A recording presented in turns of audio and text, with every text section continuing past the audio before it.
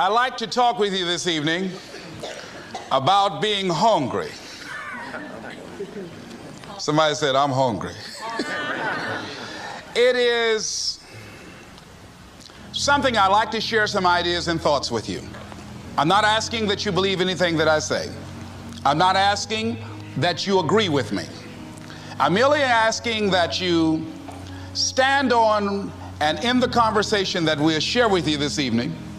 And if there's something that I say that can fit and work for you, I say use it. If not, discard it and let it be. Is that all right? Yeah. Say, that's fair enough. Very good. All right.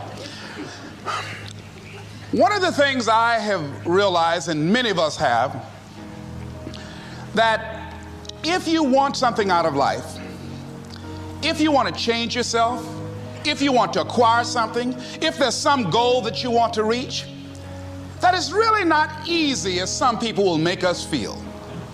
That living your dream, changing your behaviors, overcoming negative habits, it's challenging. It's hard. That living alone is just very difficult. And once we begin to come to grips with the fact that living is difficult, life is very challenging. I heard a song once by a guy named Dimples called, If It Ain't One Thing, It's Another. I say to you, if it ain't one thing, it's 12 others. Always something. You will never ever have a problem-free moment in life. Somebody said, and I like this, that you either in a problem or just left one or headed toward one. Anybody found that to be so? Raise your hand if you know what I'm talking about. I mean, there's always something. So how do we begin to nurture that hunger? What are the characteristics or the qualities of people that are hungry? What will it take for me to get some of the things that I want? And being hungry for those things. Number one, you've got to work on yourself. It's very important that you engage in an ongoing process to develop you. Spend more time on yourself than what you've been spending. It's very important. You owe that to yourself. I was reading a book by Og Mandino called The University of Success. Read one line, gave me a chill. I didn't have to read anything else in the book. He said, many of us never realize our greatness because we become sidetracked by secondary activity. We spread ourselves too thin, don't know how to say no. And we find ourselves doing all kinds of things and never ever have time to do those things that we need to do to work on ourselves. And then there goes a second, there goes another second, there goes another second, and we can't stop and hold time. And before you know it, you wake up one day and you're behind in your dreams and your bills.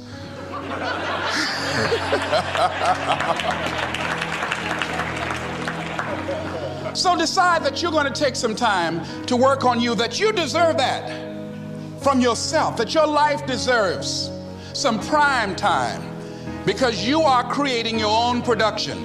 As Michael Todd would say, you are the star of your show. You are the director. You're writing the script. And you will determine whether your life is a smash office hit or flop. You determine that. Working on yourself, talking to yourself. That's so very important. Overcoming the negative conversation, that inner dialogue that's going on all the time, even when you don't want it to be there. You can't stop yourself right now from thinking. You can't do it. It's going on. And so learning how to empower yourself, part of doing that is standing up to yourself. You've got to stand up inside yourself sometimes and say, shut up. You've got to do this. I was going to give a presentation, and this voice inside of me saying, you can't do this. You don't have everything it takes. I shut up. I'm behind on my bills, and you're telling me what I can't do. I have got to do it. You'll get scared sometimes. Your mind will go blank on you. Some people you will allow to unnerve you, and you wonder, what's wrong with me? I'm not crazy. That's why you've got to learn to make a conscious, deliberate, determined effort to stand up inside yourself. Working on yourself, watching that inner dialogue, it will determine the quality of your life. I don't believe this. I know this. I've had a challenge of losing weight.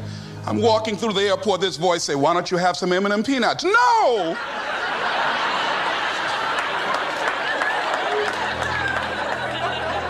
Well, just one. Then after you eat that, you might as well have a Snicker now, you sucker. I mean, it's challenging. My mother fixed the kind of sweet potato pie you can't eat with your shoes on. Have to take your shoes off so you can wiggle your toes. It sticks on my fingers. It says, eat it. One little bite won't hurt. That voice, constantly. Little demons from Colonel Sanders driving my car in there. I had to say, no, no, no, no. I'll diet tomorrow. I saw a skinny man get hit by a truck. Had he had a little bit more weight, he might have lived, you know. Some of you know what I'm talking about. Raise your hand if you know that. That voice is awesome. So you have got to stand up to that voice. When you're working on something you want to achieve, you have got to stand up to that voice. You've got to sell yourself every day on your abilities, on what you're doing, on the goal that you want to reach. You've got to sell yourself every day, every day, every day. According to your level of belief, it will manifest itself in what you're doing. Whatever we have right now, whatever we're demonstrating in our lives, is a result of what we believe subconsciously that we deserve. And part of increasing that belief level is that you have got to convince yourself every day. You've got to sell yourself. I do a lot of training for many corporations, and I conduct sales seminars, and I've heard all kind of guys doing techniques and training people techniques of how to close sales and how to work with and begin to control the sale and how to ask for the close. Let me share something with you. You can learn all the techniques in the world. If you don't believe in yourself, it won't happen for you. I learned all of it. So that's why I do a training called Focus on the Seller. You've got to focus on you. And as you convince you, as you sell yourself every day, every day, every day, you will begin to see a difference in the things that you're doing. Selling yourself on your ability to perform a job, to achieve a certain objective. Telling yourself every day, here I go again. And I got what it takes. This is my day. And nothing out here is going to stop me. And when you go out there in life, say, come over here. Say it again. Well, I'll be back tomorrow. That brings me to the next thing. It takes courage to act.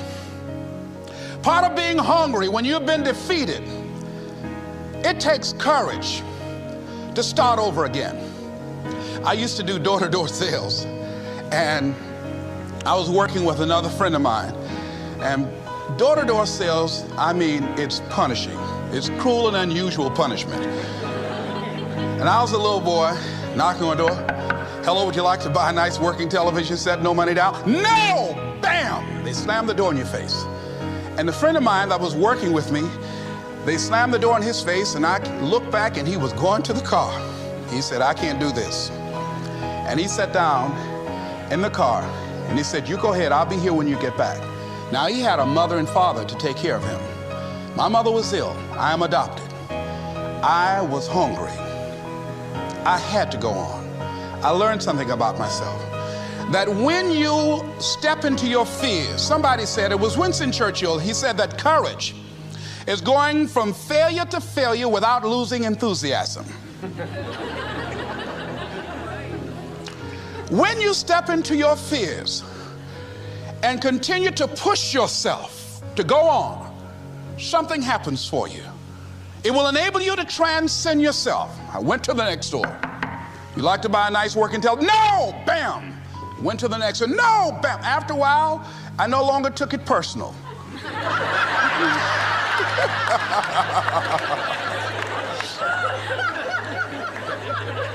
And I began to play a game. I said, well, I know there's a yes out here somewhere, and I'm going to keep on until I find it. And I'm not going home until I do. And I continue to knock on doors. And then somebody eventually would say yes. And I said, are you sure? And I would go in there and I would get the sale. When you have something you want to do, if you don't develop the courage to do that which has been given you to do, and you spend a lot of time going around trying to convince other people or trying to get their approval, what will happen is that you will lose your nerve. And other people will convince you that what you're doing doesn't have any value, and you'll give up on your dream. It's an interesting thing about life, I've also found, that if you don't have the courage to act, sometimes, and particularly, if you have something special to do, life will move on you. If it were not for life, I would still be a disc jockey. I didn't just leave voluntarily to go to the state legislature. I was fired. I was working on a job, and I came home one day. I was married at the time, and I told my former wife, I said, that guy Bert I work for is stupid. She said, if he's so stupid, why does he sign you a paycheck? Now you see why I divorced her, right? I couldn't stand her. That night, I could not sleep well. Here was a guy that was controlling my life. I was going through all kinds of changes because this man controlled my paycheck. And it was Carlyle who said, truth crushed to earth shall rise again. Winston Churchill said, the truth is incontrovertible. Malice may attack it, ignorance may deride it, but at the end there it is. And we know scripture that says, ye shall know the truth, and the truth shall set you free. And the truth that I had to come to grips with, that I wasn't in charge of my destiny. The truth was that I wasn't giving all that I had. The truth was that there are some things that I wanted to do, but I didn't have the courage to act on those things. And the truth was that Bert Childs was a blessing to me. He made life so miserable for me, I had to start looking at my life differently. I started going to work earlier. I started being the last one to leave there. I started working harder than anybody else. The other guys could not. Why would you work so hard, Les? I said, I'm not working for them. I have been cheating, Bert, I thought. I've been cheating myself and my family. Wherever you are, whatever you're doing, do it with everything that you have. Develop the habit of giving more than what you're paid for. Develop the habit of setting standards that others will be measured by. Someone said, do not go where the path may lead, but go where there's no path and leave a trail. All right? It is easy to be negative today. It is easy to have low morale today. I was at a corporation and they're going through downsizing and going to lay off some 1,500 people over the next few weeks. It's very depressing there. And those people that stay there 9 times out of 10, they're just going to do just enough to keep from getting fired. Anybody can do that. But if you can begin to harness yourself and say that where I am, I'm going to do the best I can with what I got, because that is an expression of who I am. If you get into the habit of just being mediocre, it will become a part of your consciousness.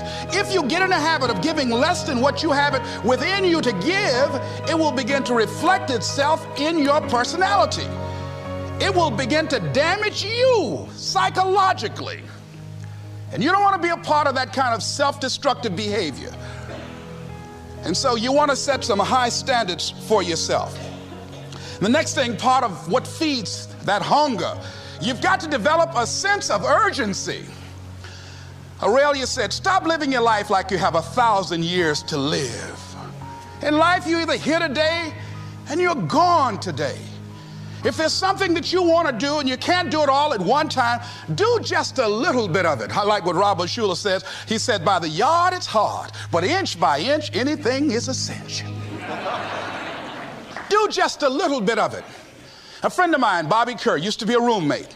Bobby wanted to go into the area of public relations. He loved working with the public. Young lady he wanted to marry named Clarice. Bobby was a great procrastinator. Pretty soon the job where Bobby worked, they transferred him to another location. He went out to celebrate with the people on that new job site. And Bobby suffered a massive heart attack and died. Bobby didn't drink and didn't smoke, was under 40, and he died. Ask your question. How much time do you have left? How much time do you have left? When you start thinking about that, we don't know. We don't know. Bobby took all the greatness and all of the talent and all of his abilities to his grave with him. One of the things he could have put in parentheses under his name, he didn't use all his stuff. And most of us do that. Most of us don't use the stuff that we have brought into the universe. And we want to make a conscious, deliberate, determined effort to start living life with a sense of urgency and using what we've got. Using ourselves up. Sharing what we brought into the universe to share. Because if we don't, nobody else will. Stop wasting valuable time, knowing that if we begin to live our lives as if each day were our last, our lives will take on a whole new meaning.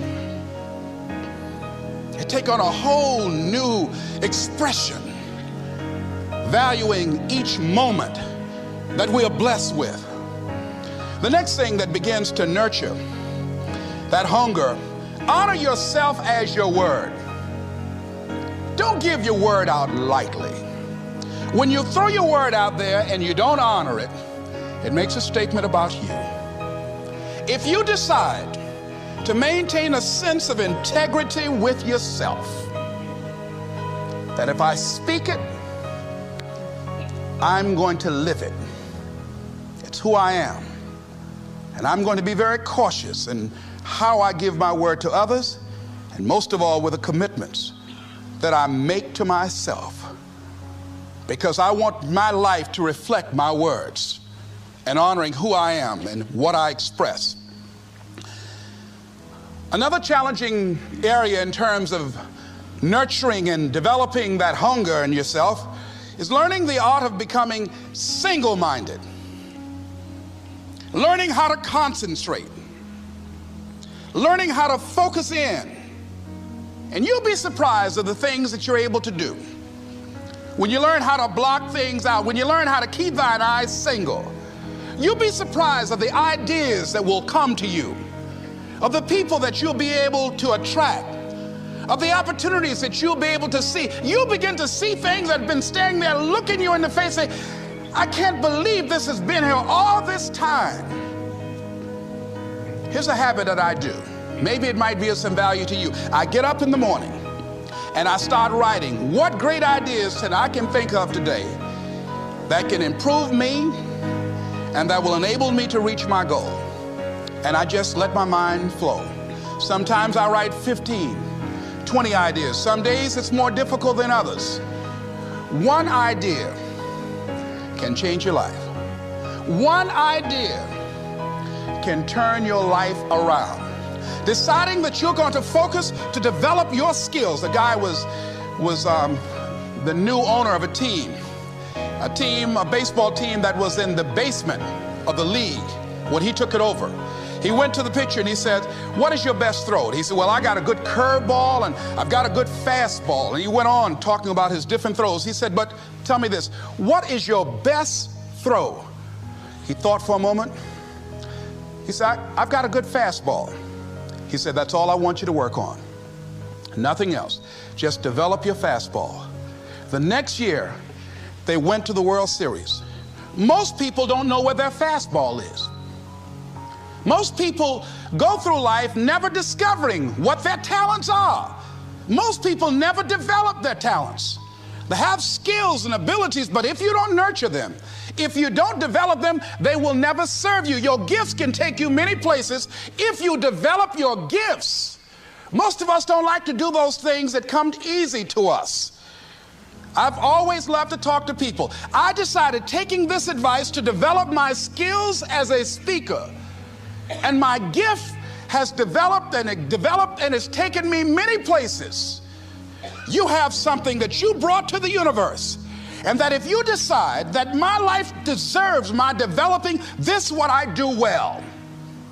And becoming the best at it and mastering myself and seeing what I have within me. If you decide to drop your buckets where you are and develop your gifts, I grant you, you'll never ever be without. I grant you that your gifts will take you places that will literally amaze you. I grant you that if you begin to work to develop your gifts, you'll develop a strong sense of happiness. You'll get a larger vision of yourself, because part of beginning to get a larger vision of yourself, all of us need some area of our lives where we can have a feeling of competence. That people know when they think about this area, that's something you do. That you eat and sleep that, and that you do that, and people know it, and you know it, and you know that you know this. If you don't know anything else, you know this. Can you tell I know what I'm doing? Oh, hello. You know this. So you've got to work on it. When other folk are having a good time, you've got to have the strength of character to concentrate, to read, to digest information. If you decide in any particular area that you're concerned about, to make a conscious, deliberate, determined effort to read one book a month in that area, in 5 years, you'll be among the top 5% experts in the world. I read a minimum of 2 books a week. The average American reads only 1 book a year. If you decide that area that you love, that you are going to master that particular area, in this era of accelerated change, overwhelming complexity, and tremendous competition, as you begin to develop and expand your skills and your talents and your vision of yourself, you will always be in control of your destiny. The next thing is, whatever it is that you want to do, you want to do it massively. I have a friend who was telling me that his sales were down. I said, well, how many phone calls you make a day? He said, 25. I said, double them. Make 50 or 75 or 100. He said, oh man, that's just too much. I said, what do you mean too much? You behind on your bills? You're talking about too much? You know one way to get back on your feet real quick is to miss 2 car payments?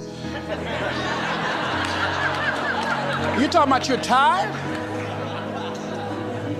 There's no competition out here. Decide that you're going to push yourself. Most people won't do that. Most people give up on themselves easily. You know the human spirit is powerful. There's nothing as powerful. It's hard to kill the human spirit. They asked Benjamin Disraeli, a man who became the head of a country at a time when Jews were not allowed out after 10 o'clock. They said, how did you do it? How do you achieve it against such great odds?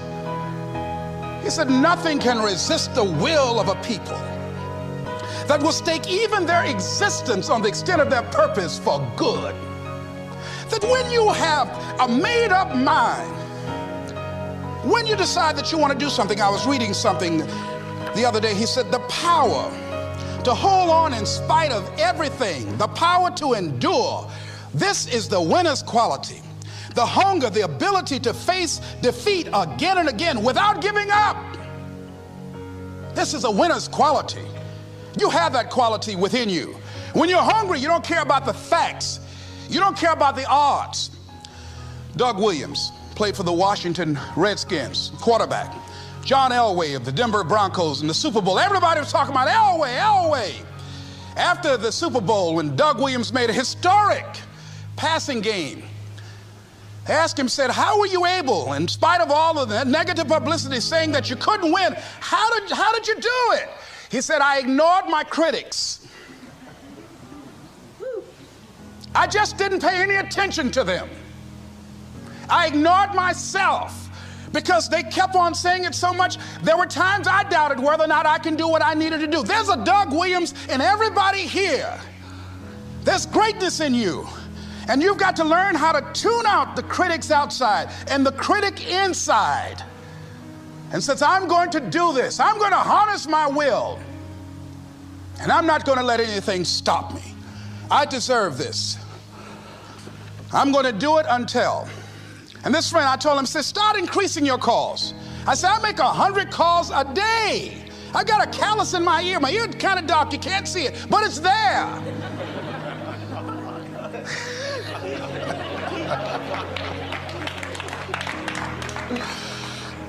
His sales have increased. He's working harder now. The other thing is that if you want something, you have got to be relentless. You've got to learn how to become resourceful. You've got to learn how to become creative. When crises strike in your life, and in the Chinese language, crises mean danger, but it also means opportunity. And this is an opportunity for you to grow. And you've got to be so relentless, regardless of what comes down the pike, that you're always looking for a way to get over, always looking for a way that you can break through, always looking for a way that you can win, always looking for a way that you can strike a telling blow. And pretty soon, I think there's some people watching us in the universe that say, wait, let's call a meeting over here. You know that guy Mustafa? Look at him down there. He won't stop. Just that fool don't know he can't get over. Look here. Why don't we do this? Let him go and let's mess with somebody else. Let him go on through.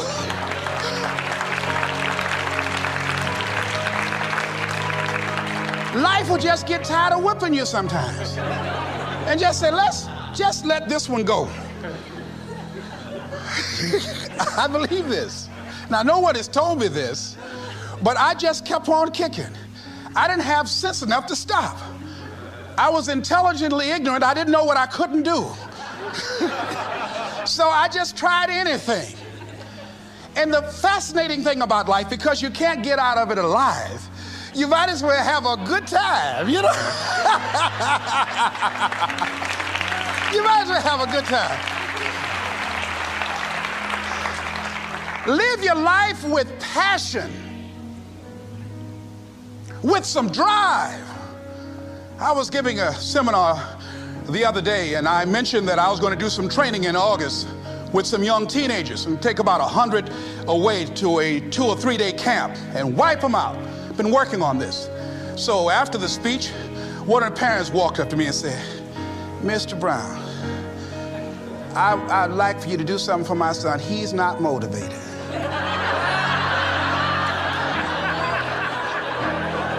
I said, I wonder why.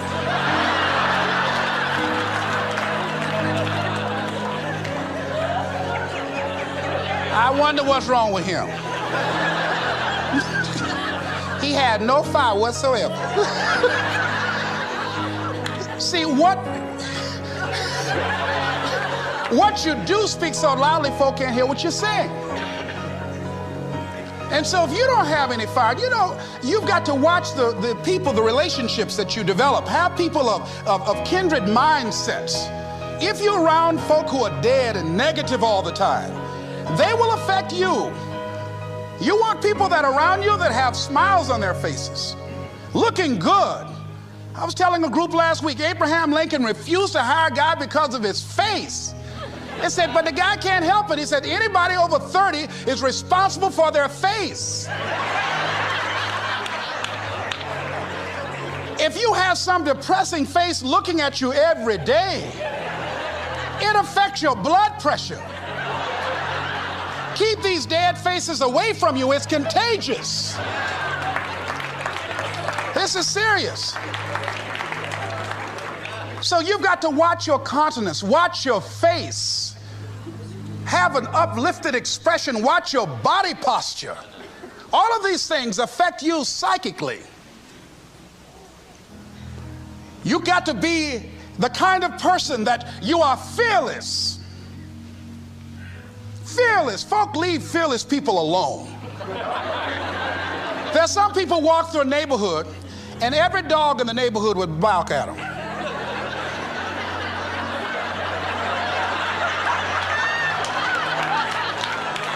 But there's some people come through and ain't nobody gonna mess with this.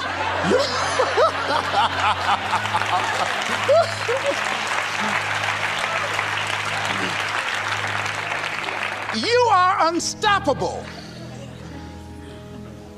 And because you are unstoppable, because you've got power that you haven't even begun to use yet, you owe it to yourself to release your brakes. How many of you have the experience of pulling out of your driveway and you mashed on the accelerator and the car was just going, and couldn't move, and you mashed harder and it couldn't move, and then you discovered you had your emergency brakes on. And then you release those emergency brakes and it goes, choo! Have you ever had that experience before?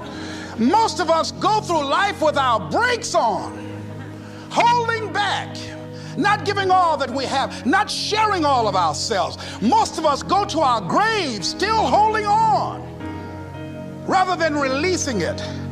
What are some of those things that keep us from releasing it? Because of past experiences, past defeats, past pain. We look back, well, it didn't work out then. It probably won't work out now. Many people get confused their performances with who they are. I was reading Pat Riley, the coach of the Los Angeles Lakers.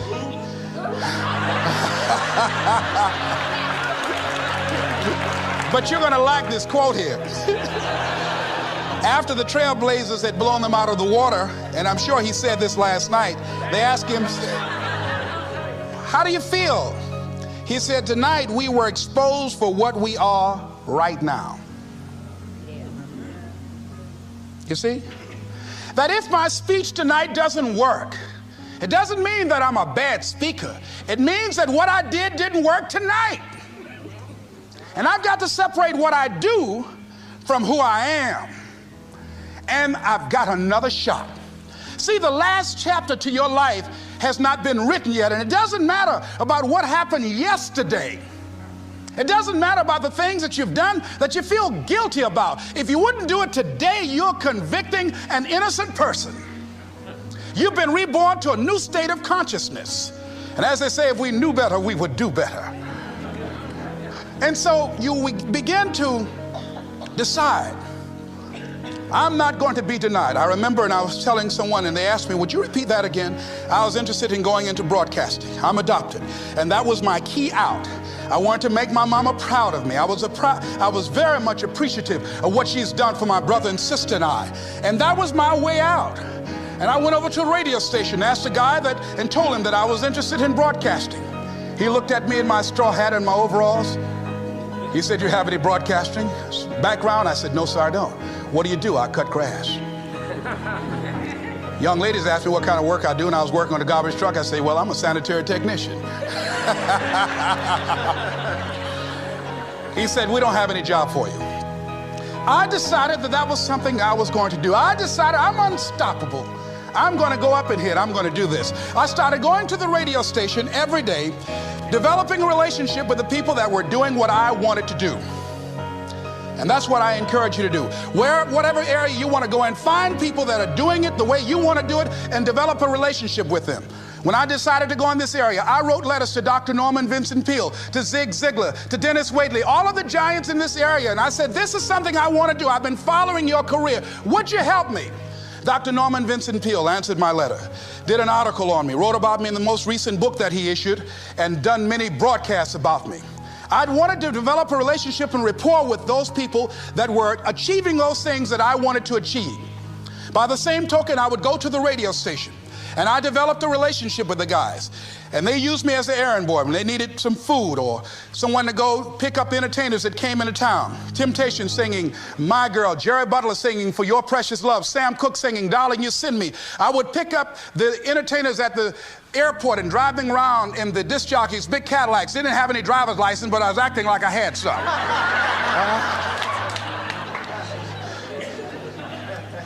Every day I used to go home and work on my communication skills, developing myself.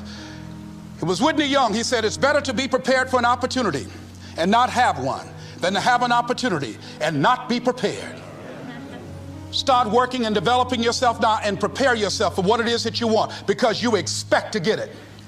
And when the disc jockeys were in the control room, I would go in and watch them and develop a trust level, and they would let me stay, and I would watch and observe them working the controls. When you want something out of life, don't worry about how you're going to get it. How is none of your business. The most difficult thing it is to hold the vision. It's to hold the vision. So there I was at the radio station. A guy was on the air and he started to drink by the name of Rock. I was outside the window looking at him and watching. Hungry and ready. Saying, drink, Rock, drink. Pretty soon the phone rang. It was the general manager. I said, hello? He said, Les, this is Mr. Klein. I said, I know. He said, Rock can't finish his program. He's slurring his words. I said, I know. Can you work the controls until one of the other disc jockeys come in? Would you call them? I said, yes, sir. I hung the phone up. I said, now he must be thinking I'm crazy. I called my mama and my girlfriend Cassandra. I said, y'all come out on the front porch and turn up the radio. I'm about to come on the air.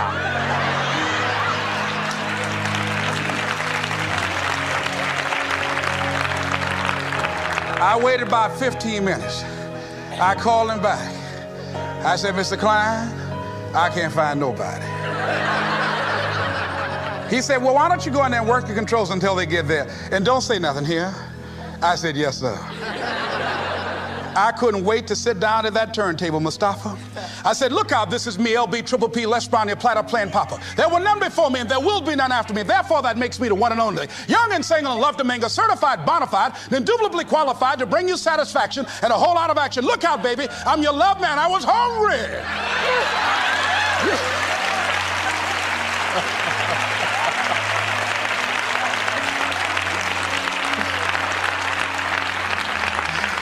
Shake somebody's hand on your right and left and say, you've got to be hungry.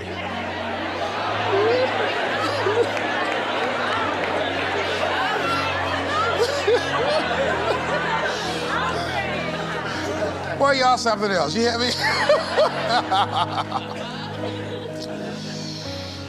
You want to be persistent about what it is that you want to achieve. Alexander Graham Bell said, what this power is, I cannot say. All I know is that it exists, and it becomes available only when a man or a woman is in that state of mind in which he or she knows exactly what he or she wants and is fully determined not to quit until they find it. When our children are learning how to walk, how many times will your baby attempt to walk and fall and you just say, just sit down, don't try anymore, you've fallen 20 times. Just sit down somewhere, busting your lip and everything, getting in folks' way. When will a baby walk? It will walk when it walks. That's when it will walk. Les, when will you be known nationally as the motivator? I will be known when I'm known. That's when I'll be known. Don't get caught up in, well, I've tried it 4 or 5 times and things didn't work out. If there's something that you want and you're hungry for it, you've got to do whatever is necessary until. And when you give the best you can and that's not enough, you must do what is required. And don't give up on yourself. Don't throw the towel in so quickly. Many people give up on the 1-yard line, where if they have the determination just to keep on knocking. It's a funny thing about life. If you're home one day and someone is knocking on the door and you say, I don't want to be bothered today. And if that person just keep on knocking, say, can you believe that fool's still knocking? Pretty soon you say, what is it? What do you want? And that's how you've got to be about your dream.